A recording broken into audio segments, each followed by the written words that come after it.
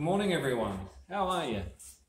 You're with Max, Cold Alias, and of course, this is part 3. If you've been watching part 1 and part 2 of the Lord of the Rings Bonnet/Hood.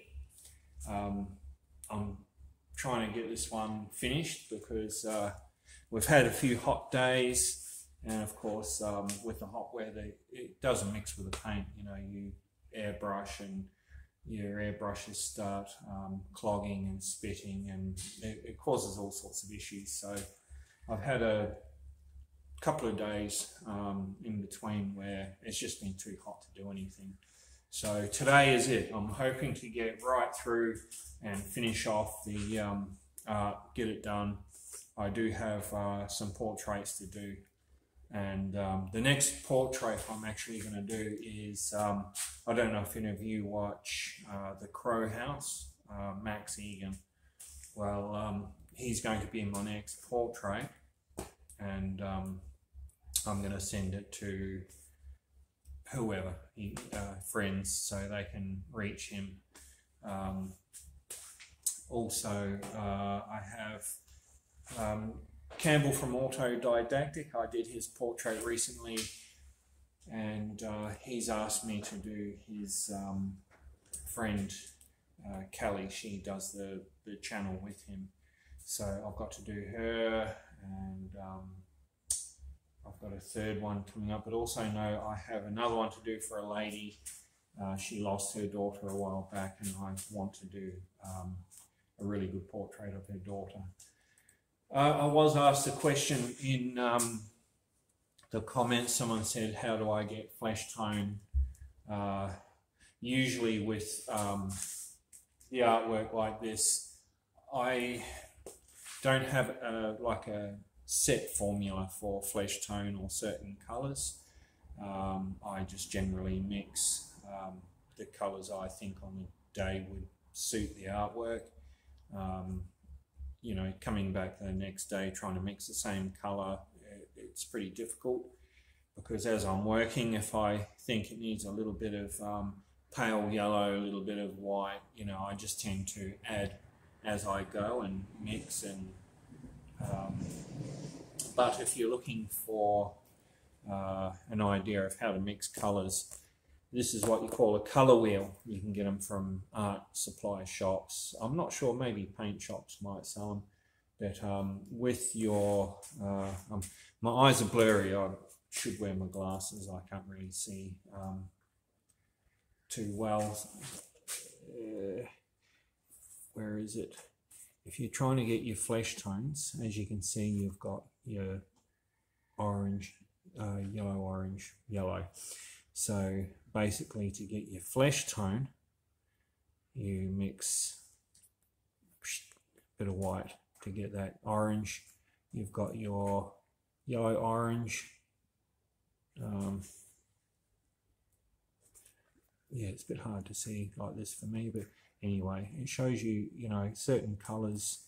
If you want to achieve certain colours, what you mix to get that. So, and you know, that turns around to show you, you know, the various formulas, the colours you can come up with. The back also, so it'll show you what to mix with what to get the results. So, a colour wheel. Get one of these, and that'll help you. I don't use it that often. I just sort of, as I'm going, throw the colours together, I wing it and come up with a colour that I think looks suitable for what I'm doing. Occasionally, I'll pick this up, and it is helpful. So yeah, recommend getting one of those. So I'll show you where I'm up to.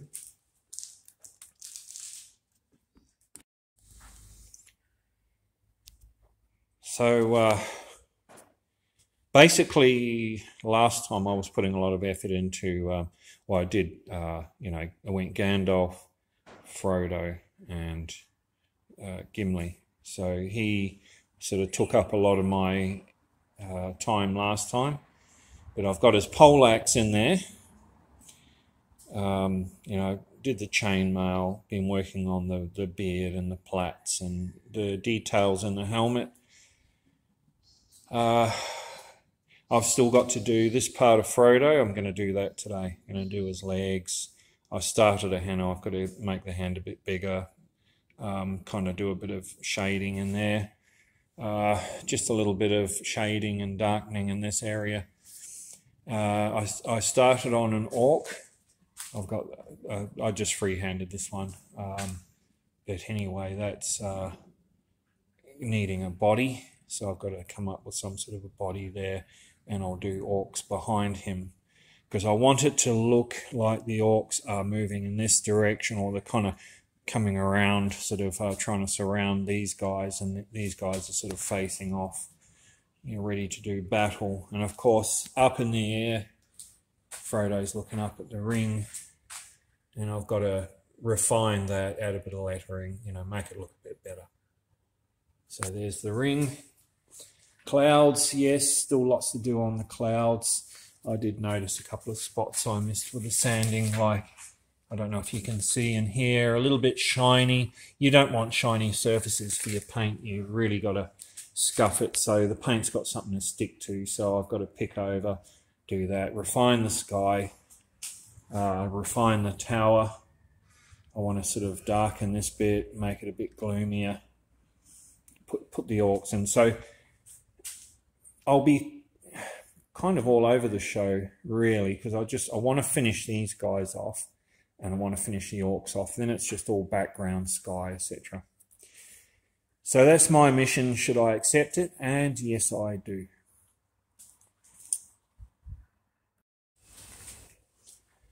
Anyway, so it's in my best interest to get this finished now, because I know I've had a couple, like I said, a couple of days off because of the heat. You know, no use mixing the paint because it just causes more issues, you know, especially when I've got something finely shaded and you sort of come in and you try and finish it off, and the airbrushes start spitting, and you know, you can only thin the paints out so much. I had that problem the other day.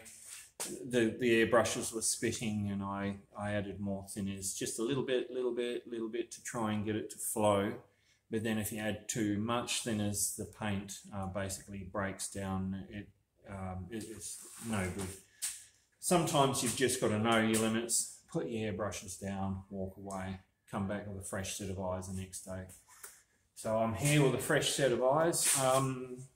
Was going to say something, can't remember. Tomorrow I think's Christmas. I don't celebrate Christmas myself. I mean, you know, people still celebrate it and love it. It's a family thing, but for me, my kids are growing up. I don't see the point in spending lots of money on, you know, gifts and putting myself in debt. Definitely I like the idea of getting together with family, friends, you know, having a barbecue, having a get together. My family's like not around. I've got my 2 sons, but they tend to do their own thing. So for me, Christmas just doesn't interest me. I'd rather be here painting, actually. But anyway, without going on and on and on, I want to get this done because I've been working on it for a week, I'd say. And I'd like to see this clear-coated, finished and on the car, and I'd like to get back into my portraits. So on that note, I'm going to try and beat the heat, and let's get airbrushing.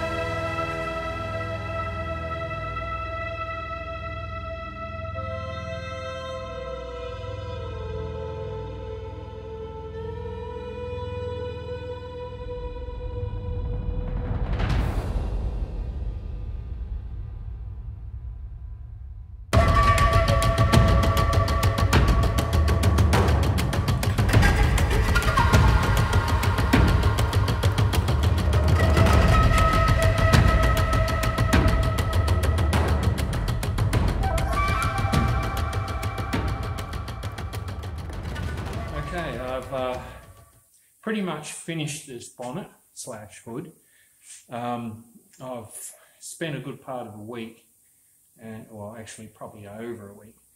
But something I wanted to say is when you work in a shed like this, you know, you've got the fluoro lights on the roof, I've got a light up above where I'm working, but it might seem it's well illuminated. But before you send a job out, or you know, finish it off and put the clear coat on it, once you put the clear on it, it's a done deal. So what you want to do, as I did just then, I got a stand, put a stand out in the sun, grabbed the bonnet, laid it out in the sun, because the sun will show any flaws or any bits that you missed, or if you haven't shaded well enough in some areas. I spotted a few bits on there. You'll be able to see it in the sunlight. So always, before you finish a job and clear coat it, like I said, you know, the light that you've got in a shed on the roof is one thing, but you need to get it out in the sunlight. You need to look at it and see where your imperfections or bits that you might have missed are. So what I did is I did a little, just a little quick mud map of the bonnet slash hood, and I put all the characters in. So the characters that were good, I put a tick next to, and all the ones like Gimli, Frodo, there's a couple of just, you know, small bits. It's all to do with shading. You know, they look great in here. Looking at that, it looks fine. But when I got out in the sun, I looked at Frodo. It was around the neck and a little bit of the jawline, a little bit under there, under the lip. And Gimli was around one of his eyes, his left eye. The orcs, I've got some orcs in the background. I need to shade those sort of back a little bit more. And this area here, if my finger's in the right direction, in the middle there, I've just got to darken that a bit and do a strip above there in the clouds. So I'll point it out. I'll just turn the camera around. So I'll just move this chair. Now these characters, they look all fine and good. He's good. I checked him out in the sun. Gandalf's pretty good. I could probably add a little bit of darkness just around here, and like this area in here, I want to darken that a little bit more. There was a little bit under here and the bottom of his jaw, and a little bit of shading around here I want to darken. So it's the small things like that that matter, because it might not seem like much, but you know, you don't want to look at your artwork once it's clear coated and on someone's car and go, oh, that bit's a bit daggy. He's pretty good, but I want to darken this area here and just around his eye and his pupil a little bit. So I'll probably only need to mix up a little bit of black. I'll probably go 50-50 with the black and just use it very lightly just to shade. I'll probably need a little bit of white or grey up here. So this area here I need to fill and just pick over the clouds again. I have to finish the bottom of his bow. I didn't notice that, but I forgot that. Maybe a little bit of detail in here. Trying not to grow this list too much. These guys are not bad. I want to do a little bit of detail around the fur on his armor. And these guys, there's a row of orcs in the background. I want to shade them back and into the background a bit. Other than that, I can live with the rest. So, I mean, I'm at the end of over a week working on this thing in the heat, and you kind of get a bit impatient at the end. You go, God, I just want to finish it. But it's worth finishing it properly. So there's my short list. I'm going to do that now. I did jump cut ahead. I was a little bit further back when I was filming. Camera ran out, blah, blah, blah. So I just thought, well, I'll end the video. But what I'll include, without me talking for too long, is this afternoon, once I've done these spot ups, I'm going to clear coat this. So I'll film that as well. And that can be part 3. So that's my game plan. I'm going to get into that, get it done quick. It is getting pretty warm again.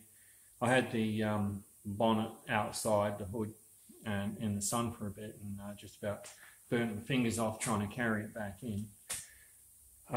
Once I've spotted up this and ticked everything off my shortlist, I've got the clear coat. I haven't used concept paints before.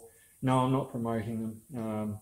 I usually use U-Pol, but having said that, I do like DNA diamond clear. That's really nice.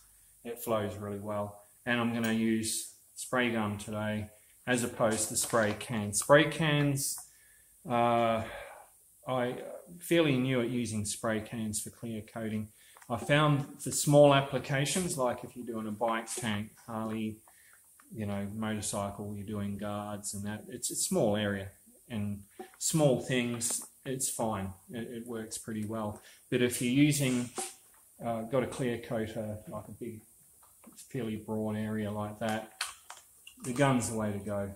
You don't want to be mucking around with aerosol cans on a wide surface. So I'm going to do that this afternoon, and I'm going to clear it, and you'll get to see this thing behind a few coats of clear. So anyway, let's get into it.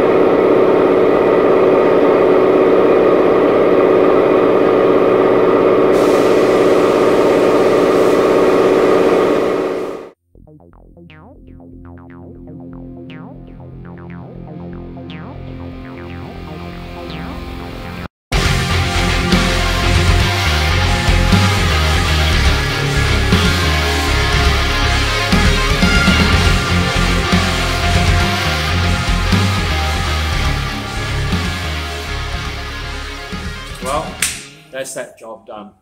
So that was part 3 of the Lord of the Rings Bonnet / Hood.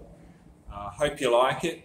It was a pretty big job overall. I mean, it takes me a day to 2 days to do a portrait, and that was really multiple characters plus quite a bit of background.